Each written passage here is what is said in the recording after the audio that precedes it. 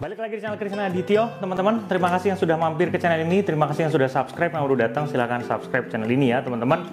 Ya, baru mulai video udah minta subscribe, nggak apa-apa ya, teman-teman. Nah, jadi kita akan berbagi materi lagi buat teman-teman semua yang bingung untuk bagaimana caranya kita mengeksplorasi tangan kiri dalam bermain piano, terutama bagi teman-teman yang baru belajar ya, yang pengen mencoba, coba dulu belajar dulu sebelum nantinya misalnya teman-teman mau belajar jauh menggunakan mentor, kira-kira apa ya yang bisa dipelajari dulu. Nah ini ya teman-teman, kita akan bahas di segmen Piano Imtrik.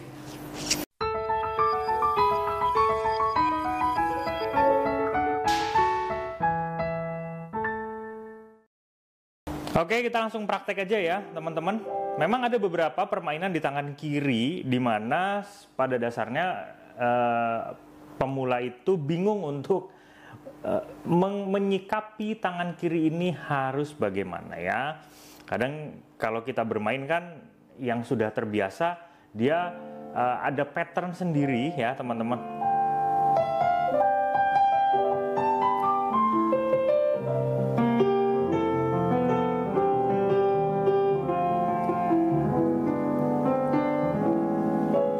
Nah, oke, jadi kita langsung aja membahas cara kerjanya ya.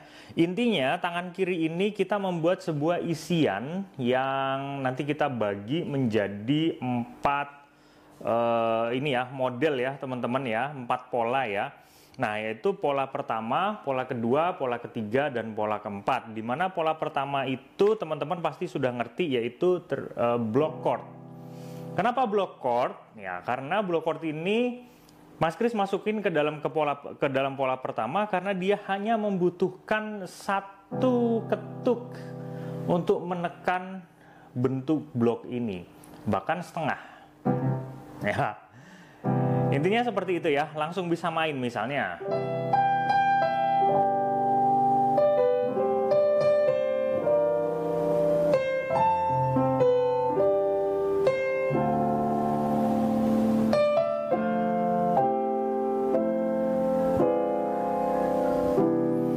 Nah, ini untuk pola 1 ya. Kemudian teman-teman perhatikan ada juga pola 2 yang ada di tangan kiri. Pola 2 itu seperti pada umumnya, yaitu menggunakan jarak kelingking, telunjuk, dan jempol ini sebagai poros yang ada di tangan kiri. Yaitu kita memainkan bisa 1-5-1 begini, bisa 5-3-1-3 begini ya.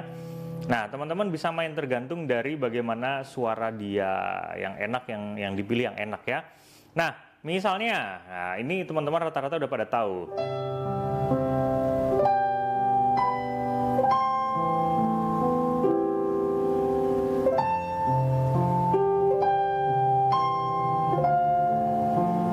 Nah, gitu ya. Menggunakan kenapa dimasukkan ke pola 3 ya, pada dasarnya dia bisa membutuhkan 2 ketuk untuk 1 kali running. 1, 2. Kalau misalnya 1 birama dia menggunakan 4 ketuk, maka ketukan ketiga dan keempat dia bisa aja kosong. 1 and 2 and 3 and 4. Oke ya sebenarnya ini bisa juga jadi langsung 1 ketuk bisa. Gini juga bisa, tapi untuk memudahkan aja ya. Jadi dimasukkan ke pola 2 karena itu. Kemudian kita masuk ke pola 3. Pola 3 itu seperti ini ya teman-teman. Ya, seperti ini atau ya, model-model yang seperti ini. 1-5-1-2-3 atau 1-5-1-3-5. Nah, ini sering banget dipakai ya teman-teman. Sering banget dipakai. Dan kalau kita mainkan maka dia akan berbunyi seperti ini ya.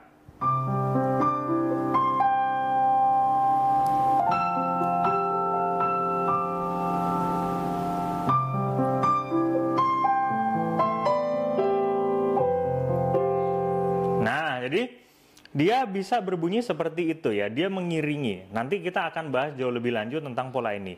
Kenapa disebut pola 3? Karena dia memakan 3 ketuk untuk menghabiskan 1 kali running. 1 and 2 and 3. Kalau dia dalam 1 birama dia ada 4 ketuk, maka ketukan keempat dia kosong. 1 and 2 and 3 and 4-nya kosong. Gitu ya. tergantung. Tapi kalau dia 3/4 ya dia akan habis di situ. Oke, ini untuk pola ketiga. Dan untuk pola keempat, maka di setiap ketukannya dia akan ada isi ya, penuh. Jadi misalnya 1, 5, 1, 5, 2, 5, 3. Bisa seperti itu ya. Atau 1, 5, 1, 5, 3, 5, 1. Atau 1, 5, 1, 3, 5, 1, 3. Jadi seperti arpeggio juga bisa. Intinya di 4 ketuk tersebut dia ada 8 not ya di situ, ketukan pertama, antara ketukan pertama dan kedua, dan antara ketukan kedua dan seterusnya ya. 1 and 2 and 3 and 4 and 1. Jadi seperti itu. Maka kemudian kalau kita mainkan jadi seperti ini.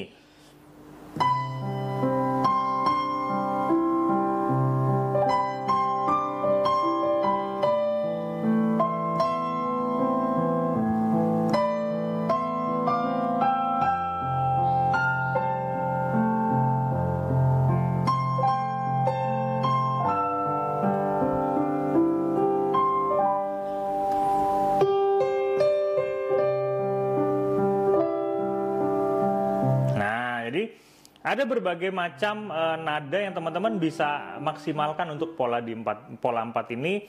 Yang penting dia harmonis dengan tangan kanannya ya. Jadi 4 pola ini adalah 4 pola dasar yang sebenarnya harus kita pelajari dan kita biasakan ya teman-teman, kita biasakan. Nah, pertanyaannya, kapan kita menggunakan pola 1, kapan kita menggunakan pola 2, pola 3, dan pola 4. Nah, gitu ya. Tapi sebelum itu, buat teman-teman yang mau ikut kursus musik offline dan online, sekarang sudah hadir Krisna Adityo Music Course. Teman-teman langsung bisa daftar aja di kolom deskripsi ya, teman-teman, untuk membantu teman-teman belajar piano di rumah, atau teman-teman bisa datang ke studio kalau teman-teman ada di daerah Yogyakarta. Nah, oke, kita lanjut. Kapan dipakainya? Nah, pertanyaannya, pertanyaan ini Mas Kris akan bagi jadi 2 ya. Kalau posisi teman-teman sedang dalam baru berlatih ya, baru belajar, maka gunakan satu pola untuk satu lagu dulu. Ya, gunakan satu pola untuk satu lagu sambil teman-teman menghafalkan chord-chord yang ada di lagu tersebut. Misalnya pola 1.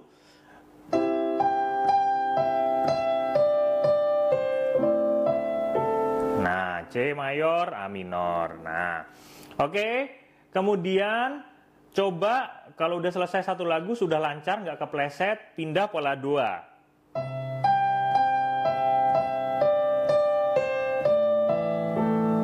Ya, gunakan lagu-lagu yang memang dia temponya tidak terlalu cepat untuk supaya teman-teman bisa merasakan perpindahannya. Rata-rata teman-teman nanti akan merasakan kesulitan sinkronisasi antara tangan kanan dan tangan kiri. Nggak apa-apa, latihan terus, nekat terus, sampai dia ketemu klik dan feel-nya ya teman-teman. Jadi terus berlatih.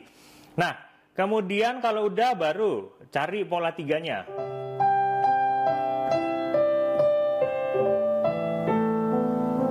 Oke, kalau udah cari pola 4-nya.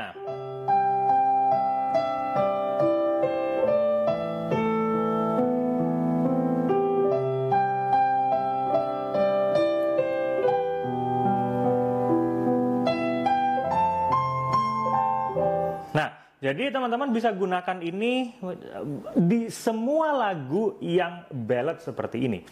Nah, kalau teman-teman mau yang jauh lebih sulit, artinya teman-teman masuk ke dalam step yang kedua. Kalau step yang pertama tadi kan teman-teman memposisikan sebagai seorang pemula. Oke, teman-teman udah nggak pemula lagi tapi masih sedikit bingung bagaimana cara penggunaan keempat pola ini. Nah, teman-teman bisa diacak.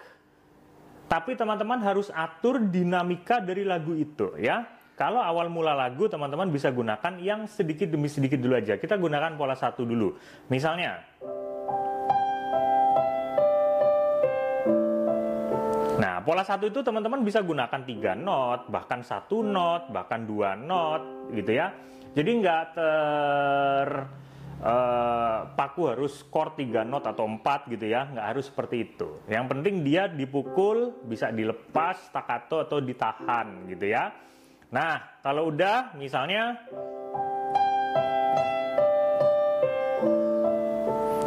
masuk ke frase berikutnya kita pakai pola 2. Pola 3.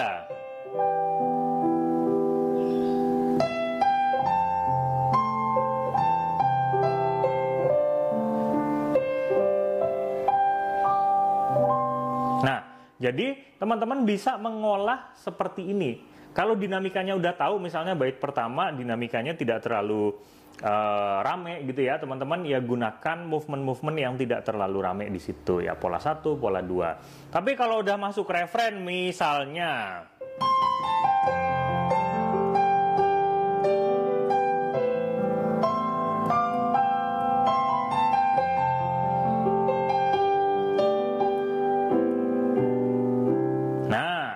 campur polanya, yang penting ada geraknya di situ.